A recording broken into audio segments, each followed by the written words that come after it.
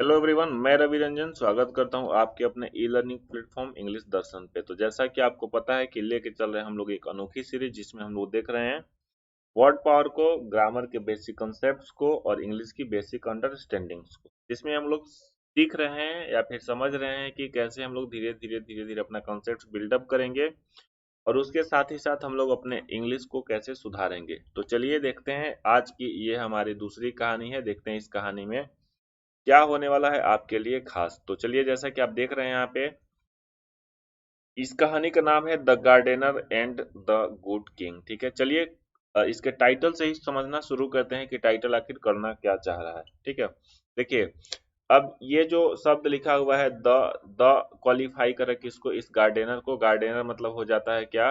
माली, जो फूलों की क्या करता है? देखभाल देखभाल करता है, या फिर जो गार्डन की रखवाली करता है, देखभाल करता है, उसको हम लोग क्या बोलते हैं?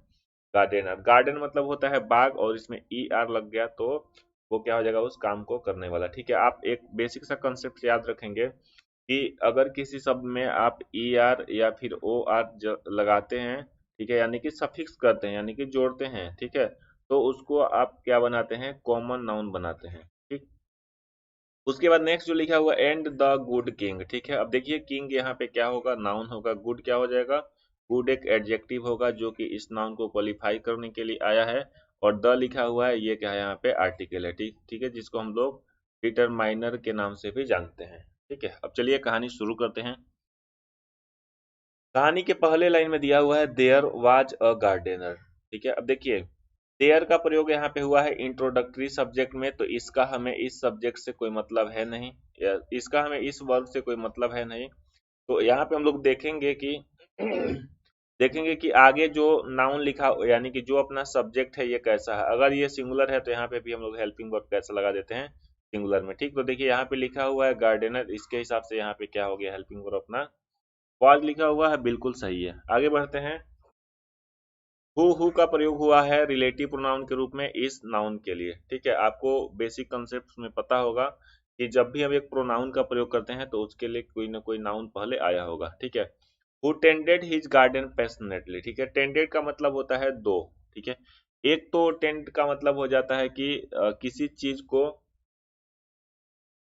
की प्रवृत्ति होना। ठीक है, जैसे आप टेंड से टेंडेंसी पढ़े। ठीक, और एक होता है ज्यादा लगाव रखना, ज्यादा पालन पोषण करना, ज्यादा उसके तरफ झुकाव रखना। ठीक, हु टेंडेड हिज गार्डन। ठीक है, अब देखिए, हिज लगा है पजेसिव एडजेक्टिव के रूप में। ठीक है, और ये क्या कर रहा है कि यहाँ पे इस नाउन के को क्वालिफाई कर रहा है। ठीक है, एडजेक्टिव का काम कर रहा है यहाँ पे। ठीक है, देखिए, ये जो अपना हिज लिखा हुआ है ये एडजेक्टिव हुआ, क्वालिफाई करेगा इसको, इस नाउन को। ठीक है, और हिज वर्ड आया किसके लिए? हिज आया है इस गार्डनर के लिए। इतना समझ में आ गया? अब देखिए, पैशनेटली, पैशनेटली जो वर्ड लिखा हुआ है ये क्या है? पैशन से बना हुआ है। क्या? पैशन से बना हुआ है क्या? पैशनेटली। ठीक है, तो पैशन मतलब होता है जुनून। ठीक है, और ये एल वाई लग गया तो ये यहाँ पे काम करेगा इसका एडवर्ब का। ठीक है, तो एडवर्ब बनते ही ये क्वालिफाई करेगा किसको? इस टेंडेड को। ठीक है, टेंड करता है कैसे? पैशनेटली। पैशनेटली का मतलब हो गया पूरे जुनून के साथ, पूरे दिल लगा के। ठीक, आगे बढ़ते हैं। तो पहला जो लाइन है इसका हिंदी आप समझ लीजिए। इसमें इसका मतलब ये हो जाएगा कि एक गार्डनर था, यानी कि माली था, जो अपने गार्डन को बहुत ही पैशनेटली क्या करता था? टेंड करता था। टेंड करने का मतलब हमने बता ही दिया। टेंड करने का मतलब देखभाल करना, या फिर बहुत ही शिद्दत से उसको उसमें काम करना। ठीक है, उसको फलाना फुलाना, इस तरीके से आप याद कर सकते हैं। ठीक, अगले लाइन में देखते हैं ना। ही लव्ड, देखिए, ही हो गया सब्जेक्ट। ही हो गया क्या? सब्जेक्ट, और लव्ड जो लिखा हुआ है ये वर्ब का सेकंड फॉर्म है। सिंपल पास्ट में जा रहा है ये सेंटेंस। देखिए, he loved all his vegetables and flowers. ठीक है, मतलब उसके बागवान में जितनी भी सब्जियां लगी थी, या जो पेड़ पौधे लगे थे, जो फ्लावर्स लगे थे, फूल वूल लगे थे, है ना, उसको ये क्या करता था? पसंद करता था। लव करने का मतलब यहाँ पे प्यार करना, यहाँ पे हो जाएगा पसंद करना। ठीक है, यहाँ पे फिर देखिए, ही आया है किसके लिए? इस सब्जेक्ट का यहाँ पे ये पजेसिव केस बन रहा है। इसके बाद देखिए, एक नाउन ये हो गया, एंड से जुड़ा हुआ एक नाउन क्या हो जाएगा? ये हो जाएगा। क्लियर है? आगे बढ़ते हैं। His vegetables are very his vegetables were very tasty. ठीक है ना, and famous throughout the kingdom.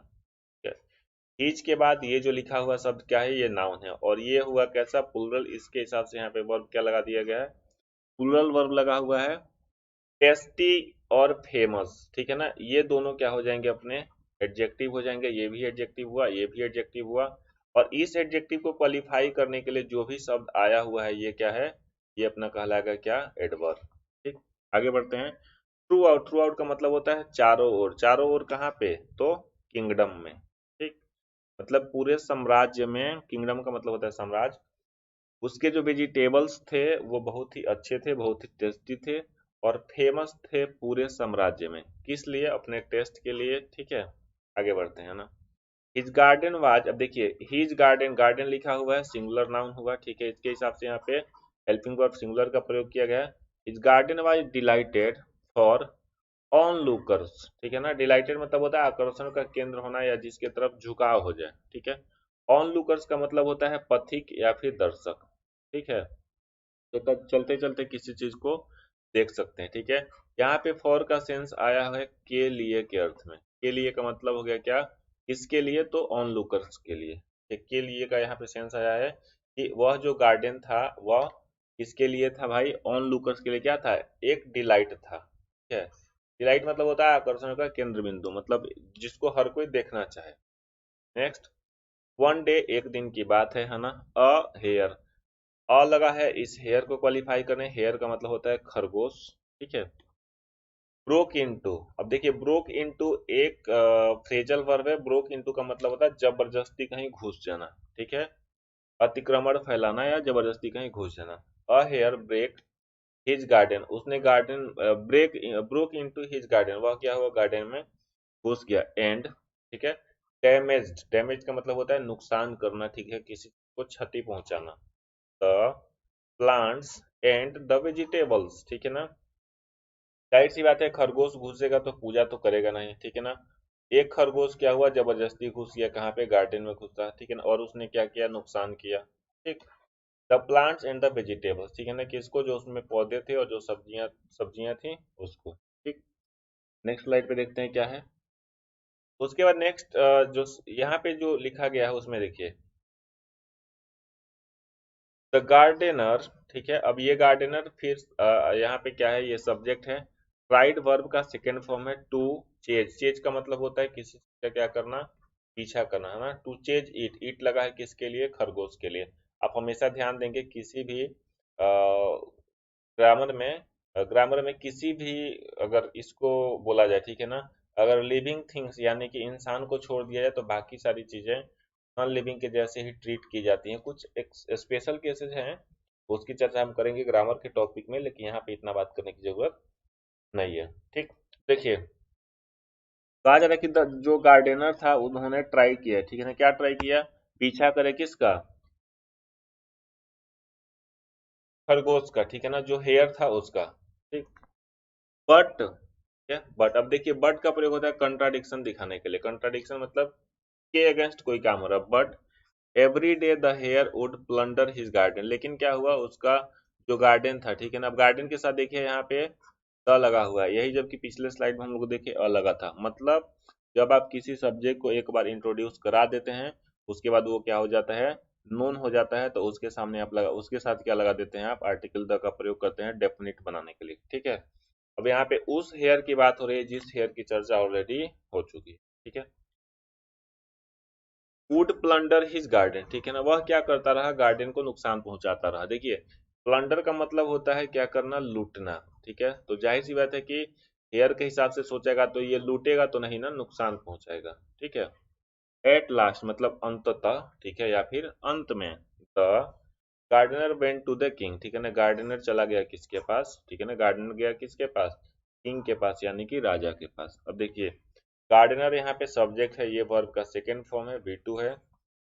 To का प्रयोग हम लोग करते हैं डायरेक्शन दिखाने के लिए, जब आप कहीं किसी जगह पे जा करके क्या हो जाते हैं, रुक जाते हैं, ठीक है ना। टू और टुवर्ड्स में यही फर्क होता है कि टू दिखाता है एक सीमित दायरे को जहाँ पे आप जा करके रुक गए, और टुवर्ड्स होता है कि आप उधर से होकर के आगे को निकल गए। जैसे अगर आप प्रयोग करते हैं हम गोइंग टू स्कूल, तो आप क्या करेंगे, स्कूल में जाके रुक जाएंगे। लेकिन वहीं पे अगर आप चर्चा करते हैं I am going towards school, तो आप स्कूल से होते हुए जाएंगे, लेकिन कहाँ जाके रुकेंगे इसके बारे में जानकारी नहीं है। ठीक है, तो दोबारा से देखते हैं इस सेंटेंस को ना। एट लास्ट मतलब अंत में क्या हुआ, जो गार्डनर था वो गया किसके पास, राजा के पास। किस लिए गया भाई, हेल्प के लिए। ठीक है, अब देखिए यहाँ पे जो फॉर लिखा हुआ है ये अपना प्रीपोजिशन हुआ, इसके बाद जो भी शब्द आएगा ये क्या होगा, नाउन होगा। हेल्प का प्रयोग हम दो तरीके से कर सकते हैं, नाउन के भी रूप में और वर्ब के भी रूप में।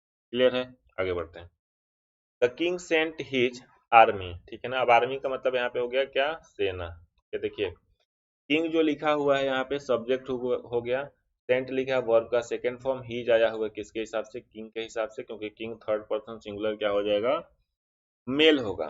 ठीक, तो हिज आर्मी उसने अपने सेना को भेजा, कहाँ पे भेजा भाई, टू द गार्डन। फिर देखिए यहाँ पे टू आया है किसके लिए, गार्डन को दिखाने के लिए, मतलब गार्डन क्या था, लक्ष्य था यहाँ पे। ठीक है, देयर वाज अ फीस्ट, ठीक है ना। फीस्ट का मतलब होता है क्या, दावत। ये आपको लास्ट लेक्चर में भी मिला था शब्द। ठीक है, देयर वाज अ फीस्ट। अब यहाँ पे भी देखिएगा तो फीस्ट हमारा एक्चुअल सब्जेक्ट हुआ और देयर क्या हो गया, डमी सब्जेक्ट हुआ। तो इस फीस्ट के हिसाब से इसके पहले ए लगा है, जो कि इसको दिखाता है कि कैसा बनेगा, ये सिंगुलर होगा, तो इसलिए हम वर्ब यहाँ पे कैसा लगाएंगे, सिंगुलर में। ठीक है, before the search of hare began, ठीक है ना। ठीक है, एक फीस थी कब, ठीक है ना, एक दावत था, उस लिए क्या किया गया, हेयर को क्या किया गया, सर्च करने के लिए रखा गया। ठीक है, मतलब जो हेयर था इसको सर्च करने से पहले क्या रखा गया था, दावत रखा गया था। ठीक है, तो यहाँ पे क्या हुआ देखिए, द हेयर वाज फाउंड, ठीक है, the hare was found at last. ठीक है ना, क्या हुआ कि आखिर हेयर तो फाउंड कर लिया गया, क्यों, क्योंकि राजा ने दावत रखी थी। ठीक है, but the Kings Hunter had, ठीक है, बट द किंग्स हंटर, देखिए किंग पे लगा हुआ है ये एपोस्ट्रोफियस। ठीक है, जब भी हम कभी लिविंग नाउन के साथ पोजीशन दिखाते हैं तो उसके साथ आप एपोस्ट्रोफियस का प्रयोग करते हैं। ठीक है, तो यहाँ पे क्या हो गया, at last but the king hunters, ठीक है, हंटर्स मतलब होता है शिकारी, है ना, हैड डन। अब हैड है यहाँ पे वर्ब का थर्ड फॉर्म। ठीक है, और यहाँ पे क्या है, मेन वर्ब में तीसरा फॉर्म। ठीक है, तो ये हो जाएगा हेल्पिंग वर्ब और ये हो जाएगा क्या, मेन वर्ब। ठीक है, the hunters had done more damage to the garden, ठीक है ना। अब हंटर जो थे उन्होंने क्या किया, उस खरगोश से ज्यादा नुकसान कर दिया ना, then a 100 hares could have done. ठीक है ना, मतलब जितना 100 खरगोश मिलकर के नुकसान पहुंचा पाते उससे ज्यादा किसने नुकसान पहुंचा दिया, राजा के हंटर्स ने। ठीक है, कुछ ग्रामर के पॉइंट्स यहाँ पे देख लेते हैं चीजें। देखिए यहाँ पे हो जाएगा द, अब देखिए बट हो गया कंजंक्शन। ठीक है ना, एक सेंटेंस हमारा हुआ कहाँ से, द से लेकर के कहाँ तक, लास्ट तक, और दूसरा सेंटेंस हो गया द से लेकर के कहाँ तक, डन तक। ठीक है ना, मतलब ये डन तक ये कंप्लीट होता है, उसके बाद आगे की कहानी जो है वो ऑब्जेक्ट में जाएगी। ठीक है, और बट जो लगा हुआ है ये क्या है, ये आया है जोड़ने के लिए, यानी कि ऐड करने के लिए। बट है क्या यहाँ पे, कंजंक्शन। ठीक है, दोनों तरीके से इसका प्रयोग किया जाता है और किसी टॉपिक में बताएंगे कैसे। ठीक, तो यहाँ पे ये कहा जा रहा है कि उसको फाउंड करने के लिए, है ना, हेयर को फाउंड करने के लिए राजा के द्वारा भेजा गया अपने सैनिकों को। तो सैनिक क्या किए, उसको फाइंड करने में, उसको सर्च करने के दौरान 100 खरगोश जितना मिल करके नुकसान नहीं करते गार्डन का, उससे ज्यादा उन्होंने क्या कर दिया, नुकसान कर दिया। क्लियर है, आगे बढ़ते हैं।